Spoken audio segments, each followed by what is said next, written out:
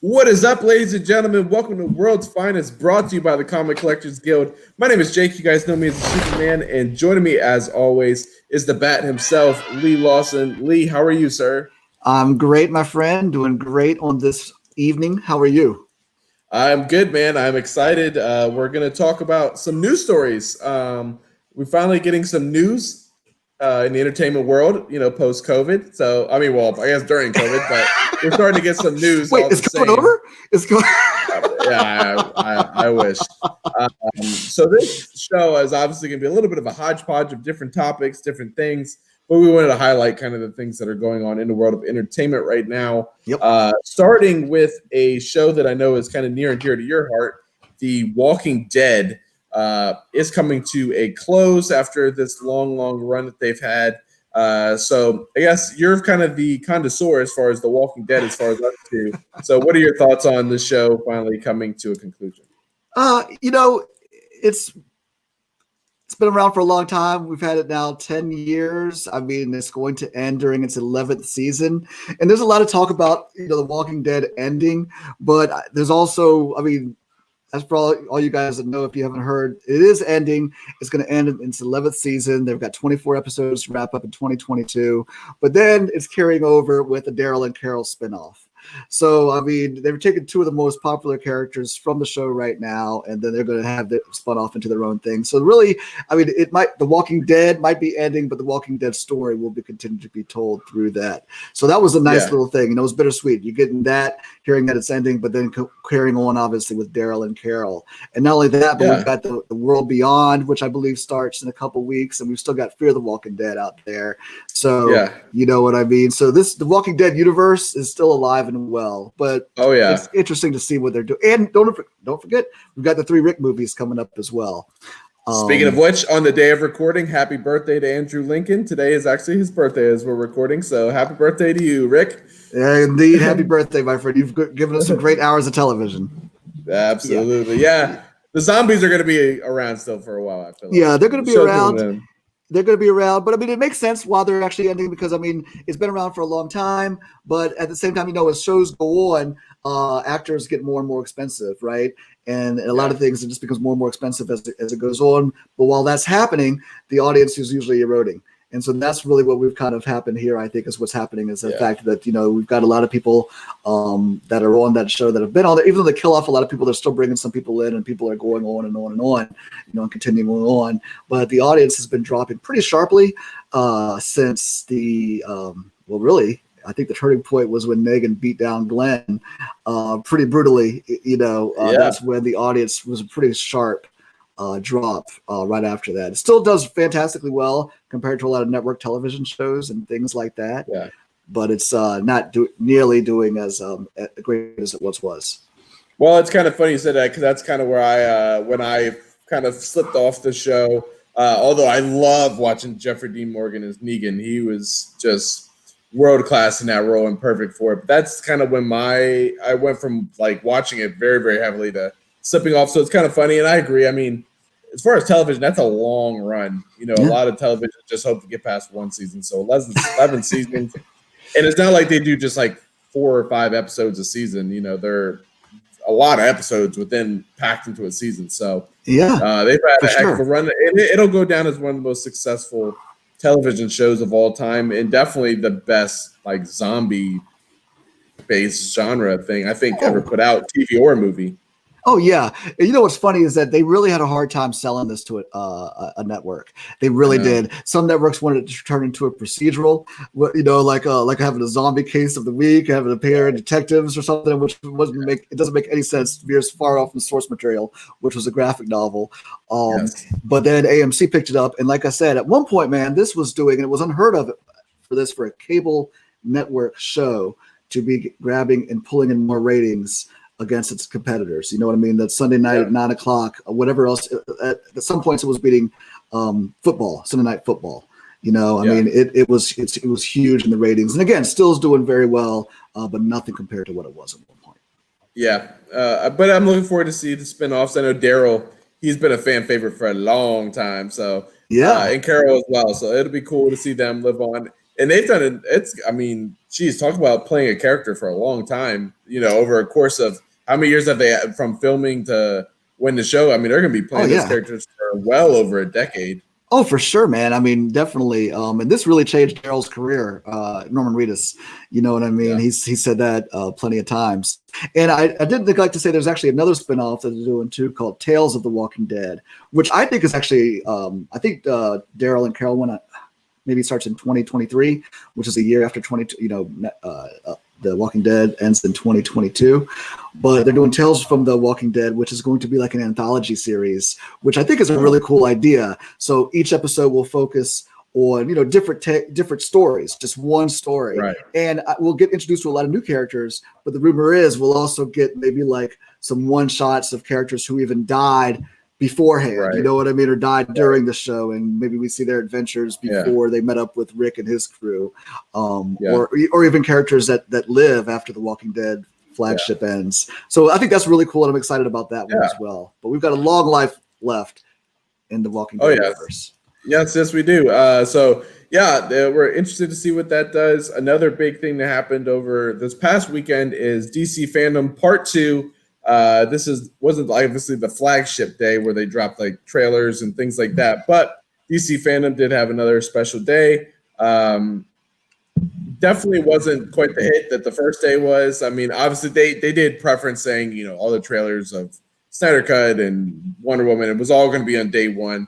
But what were your thoughts on day 2 of DC Fandom? It was good. I wasn't like nearly as excited about it. I think I'll just say this right off the bat.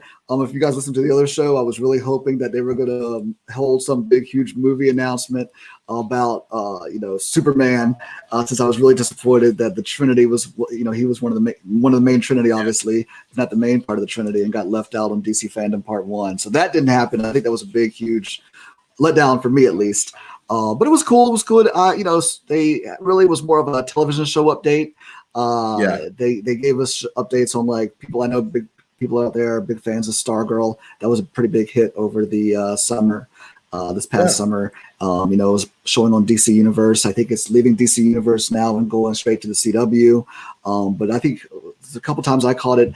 I love the portrayal of the Justice Society of America and a lot of these older characters that they're showing, or it's just giving you a whole new introduction into the DC. And DC's got a lot of characters out there besides the main few that we keep seeing over and over again. And if you're a DC fan, you know the name of Hour Man or Dr. Midnight rings a bell to you. And so I like the portrayal that they show on there. I guess Doom Patrol was announced for season 3. Which has been fantastic. I saw season 1. I have yet to see season 2 yet. It's a crazy show. Yeah, I've heard good things about it. I've heard great things. Season 1 was insane. I've heard great, and I heard season 2 is even just crazier. I don't know how it could be, but it's even crazier. It's great to see that they've gone on for the season 3. But I think the biggest news, which was, again, we got some more news on Titans. They expanded the panel that they had on DC Fandom 1. So, of course, you guys know I'm excited about Red Hood and Barbara Gordon making their appearance and Scarecrow. Yeah. But the biggest thing is they just maybe expanded more about the Flash, too. The movie, and they said we're going to get a lot of DC characters. You know what I mean? If we thought the ones they just named were enough, with the Batman and Cyborg and all that, they're going to be a lot more. I mean, they're going to give us glimpses into lots of the corners of the DC universe. So I definitely think we'll see Flash. Grant Gustin pop up in there when they had that appearance. I think the rumors that Brandon Routh might actually be playing Superman again for a brief appearance. So I think we're going to see really a lot of cool things from that movie. And I really do feel like the Flash movie, man, went from, I was always excited to see it, but that really might just be what I'm really most anxiously awaiting now within the DC universe. It's right up there, if not. Of course, Batman, of course, will always be right there, but the Flash, man, Flashpoint. Yeah, I don't know. I mean, what's nice about that particular storyline is you can use a lot of characters and not have to use them past Flashpoint. Like you can just give these little glimpses because obviously, if they say anywhere true to the comics, it's going to wipe everything out anyway. Yeah. So you can use them for, once it goes backwards in time or whatever he does. So it's really endless on what they want to do. I heard the Brandon Routh rumor as well. I really hope that's true. I've gone on record saying that regardless of the movie, his portrayal of Superman is actually my favorite. I think he has the potential to be the best Superman, including Henry Cavill and Christopher Reeves. So I would love to see him get another shot at it. I know that's bold say, but he's I don't know, something about like his voice and the way he just looks. I'm like, he's got it. It's just I mean, not counting the actual movie, but just I would love to see more of him. And yeah, I mean, there's just so many options. It'll be cool. It would be cool to see the Wonder Woman Mera fight like they show in the comics, maybe something like that, or have a lantern, or it'd be even kind of weird if they did, not to get in too much into spoiler mode with the comic, but like skinny Superman, like when he's kind of found and he's just like real yes, that version. So we'll see, but I'm really excited. They really focus as well on like artists. A lot of very talented artists that are under the radar. They really spotlighted those people, which was really cool to see. A familiar face showed up on there. Yours truly. Speaking of Superman, he did make an appearance. So that was kind of cool. Congratulations on that, man. That was pretty awesome. Yeah, it was really cool to see myself on there, and appreciate whoever decided to put me on there. So thank you, DC. But also they touched a little bit more on Aquaman, like the world of the deep. That was kind of cool, hearing them explain a little more of what they're going to do with Aquaman 2. They touched on that a little more. And then we found out, I'm not a big CW fan, but it sounds like Superman's going to get a new suit in the Superman show. So that'll be kind of cool just to see what they do costume-wise. But, nothing mind-boggling or big bombs dropped, but very cool event. And I hope they keep doing these DC fandoms, even though hopefully next year we'll have real Comic-Cons. But I think it was a hit and a successful virtual experience for fans across the planet. And that was the main thing. I think it was just a great event that they put together all together between the 2 days. Oh, it totally was a great event. I mean, I think it blew Comic-Con, even though that was virtual this summer, out the water. I mean, they just did a much better job of, I mean, obviously they have the great content too. Without the content, Comic-Con couldn't do much. You know what I mean? But DC was just fantastic. I do think this will be an annual thing moving forward, 100%. I'll be surprised if they don't try to really monetize it. And I've heard that they were going to try to do that in some form or fashion, unfortunately. But I think it was just fantastic. I have a question for you. You said that Brandon Routh, you threw those words out there. That could you see him? Just curious.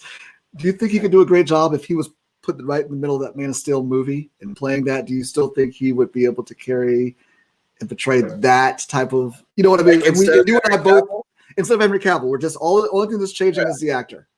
Yeah. Oh yeah. Definitely. Okay. Cool. He. To me, he's closer to Christopher Reeves than he is Henry Cavill. I don't know if it's just because he looks like Christopher Reeves. Well, he was playing that same character too. You know what I mean? Right. Yeah. Christopher Reeves' character.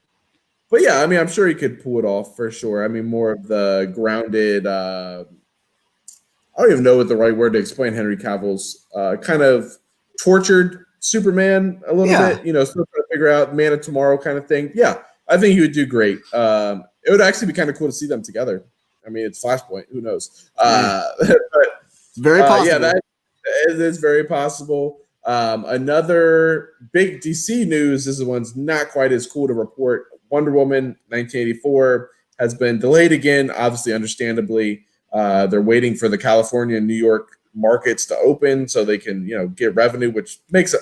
I mean, the reasoning makes total sense, but now we have to wait till Christmas for Wonder Woman 1984, which sucks. So what are your thoughts on that? My thoughts are I don't think we're going to see it on Christmas. I mean, there's just I don't think they keep pushing it back.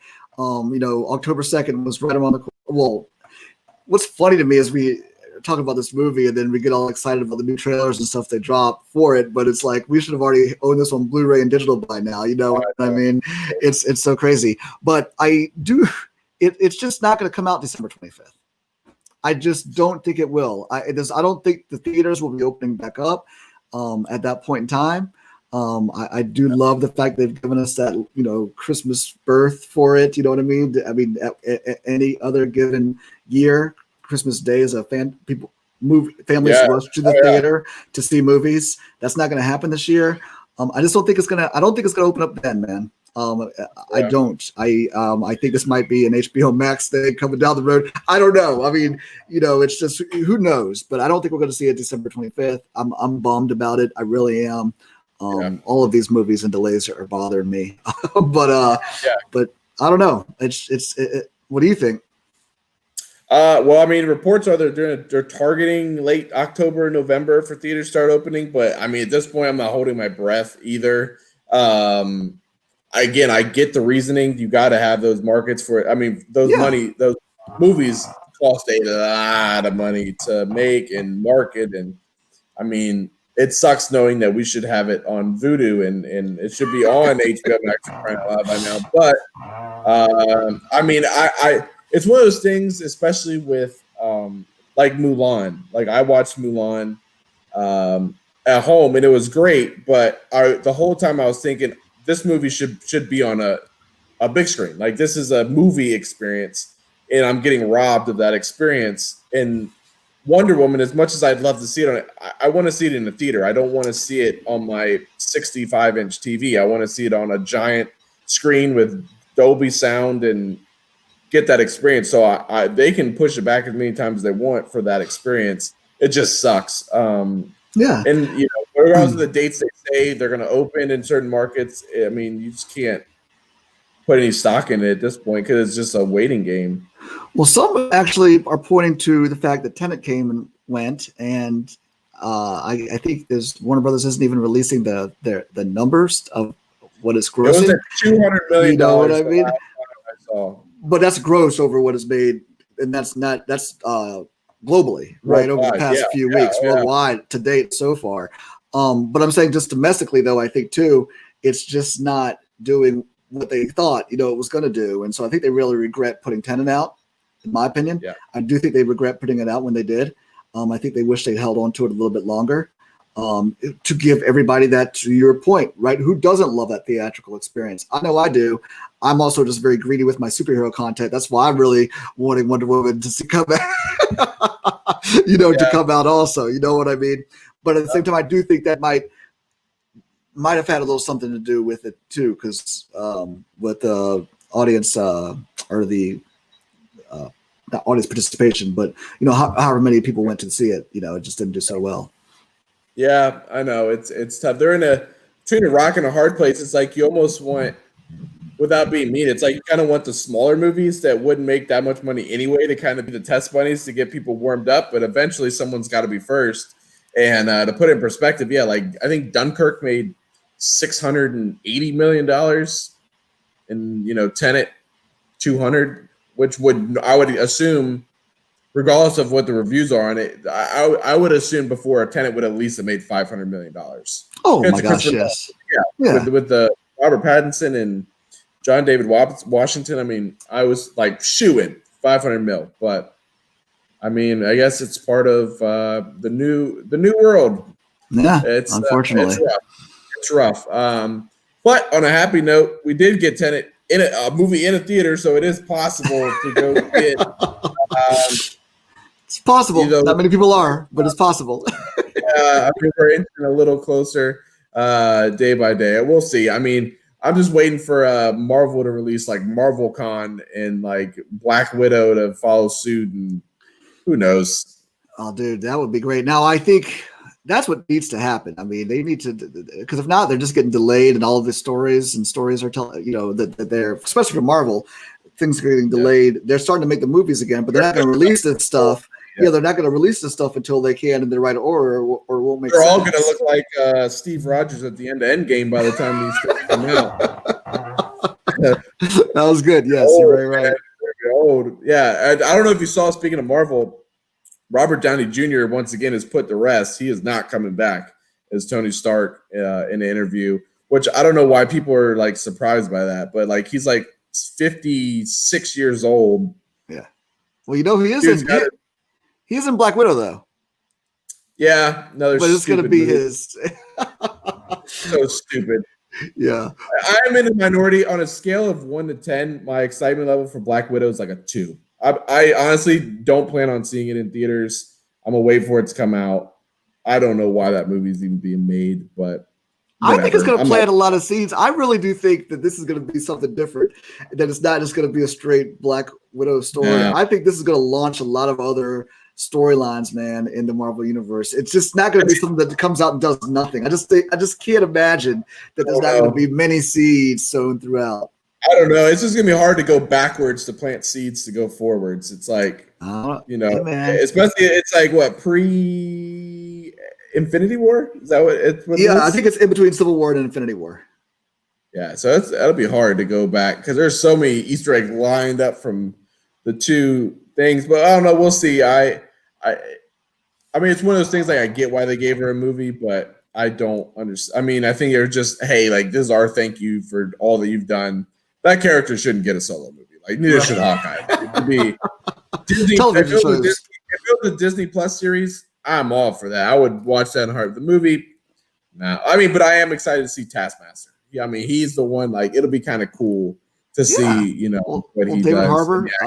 We love him in Stranger Things. He's going to do a great job as Taskmaster. Yeah, for real. Oh yeah. What is your thought on going back to Black Widow? What were your thoughts? I never even asked you this. What were your thoughts on Captain Marvel? Were you a fan of that solo movie? Yeah, I was actually. I liked it a lot.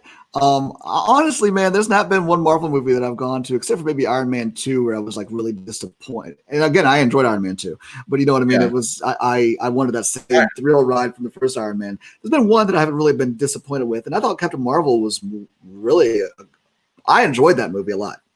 Yeah. For me, the only two that have been like straight disappointments were Iron Man 2, Thor: The Dark World. Wasn't the best. Iron Man 3, the only ones that were like, were Iron Man 3 and then Captain. I wasn't the biggest Captain Marvel fan, but I think it's more because of Brie Larson more than the movie. Like, the movie was actually pretty cool. I just thought she was kind of flat. Right. Performance-wise, she had that same facial expression like the whole movie, like no emotion at all. But yeah, I mean, other than that, they've nailed all of them. I don't doubt that Black Widow won't be entertaining. Like, it will. I just don't see the point. I just, she's dead. Just don't make a movie about a dead person. I hate that. It drives me nuts. It's a Marvel thing. I think that other Black Widow character, because there's another girl in there who I think that's also going to be her birth. Her introduction into this world. Know what I'm saying? Into this world, and the Black Widow name will be carried on in future films. So I think it's a double. I do think there's going to be a lot of scenes and things carry on from this, and I think a lot of things will probably play into Falcon and Winter Soldier. Yeah, and it'll make sense. But even like if she shows like, oh, where was she at during Infinity War? Where was she at during Endgame? You know what I mean? Yeah. It's just like a lot of like, what if, well, and then what if, you know what I mean? I guess there's going to be that show with what if. Yeah. True, we'll man. See. True. We'll see. But I guess those were all really the big news. Did we forget anything that's new coming out in the world? Oh, the Bond trailer. I was gonna say, yeah, man. Yes. So obviously, back to a very positive note. The James Bond final trailer. I'm assuming probably the final trailer dropped, and it was all kinds of Bond awesome. What were your thoughts on the new Bond trailer that dropped? Well, again, I'll just say it. I already said it once, but it's just funny to me to watch these trailers that we never would have seen. They're showing us more clips of the film that we never would have seen before, because I think, all the trailers that were coming out for Bond had already come out. Yeah. You know what I mean? So, but I will say this trailer was freaking fantastic, man. I mean, there's a lot of awesome stuff that's going on. I'm a little disappointed because I feel like Christoph Waltz, and maybe I'm wrong, but I think he's only going to have this one scene, the Spectre. The head of Spectre. Like more of a cameo, yeah. When he comes into the prison to talk to him, I feel like that's going to be it. Well, I was really hoping. I mean, just the fact that to have them interact more would have been so great. I mean, the little limited time they had in Spectre, you know what I mean, was just awesome. Yeah. It was really awesome. So I think that's a little disappointing. But I mean, as far as the trailer goes, man, it's awesome. I cannot wait. It's got so many cool things happening in it. We got the introduction of the new 007. I'm curious to know if she'll carry on this film somehow or whatever, or she'll be in part of future films. I love the expanded role of Moneypenny as I have throughout each time, so we get to see more of her in this trailer. Dude, it's going to be awesome. I do think, and I hate to end on a sad note, I don't think we're going to see this come out in November. I just don't see. I think that we've got a lot of hype right now, but I feel like come November time frame, we're going to be sad. we're going to be sad because it won't be here. And then we'll get another trailer 6 months from now that shows us even more of the movie.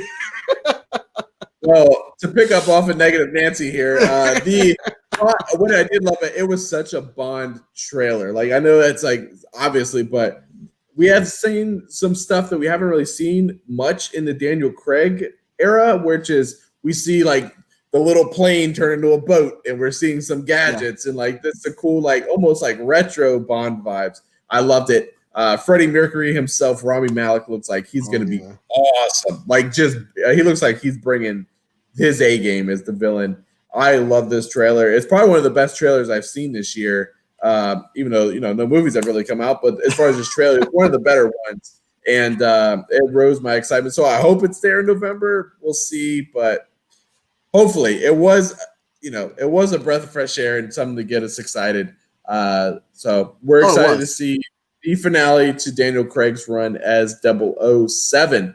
But what did you guys think? We would love to hear your thoughts on Bond, Wonder Woman, fandom.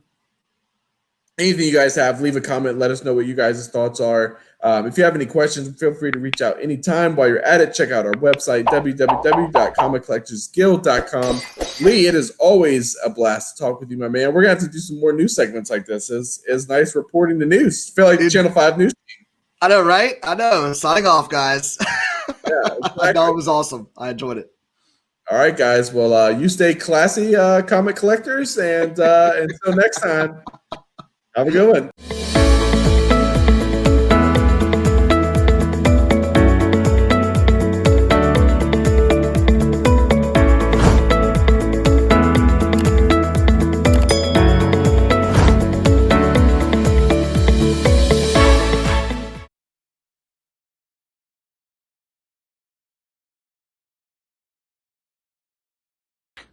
Great story.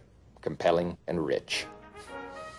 Well, that's going to do it for all of us here at Channel 4 News. You stay classy, San Diego. I'm Ron Burgundy. Damn it! Who typed a question mark on the teleprompter? For the last time, anything you put on that prompter, Burgundy will read. Arnold, Q1. From the entire Channel 4 News team, I'm Veronica Corningstone. And I'm Ron Burgundy. Go San Diego. Ah! What in the name? No!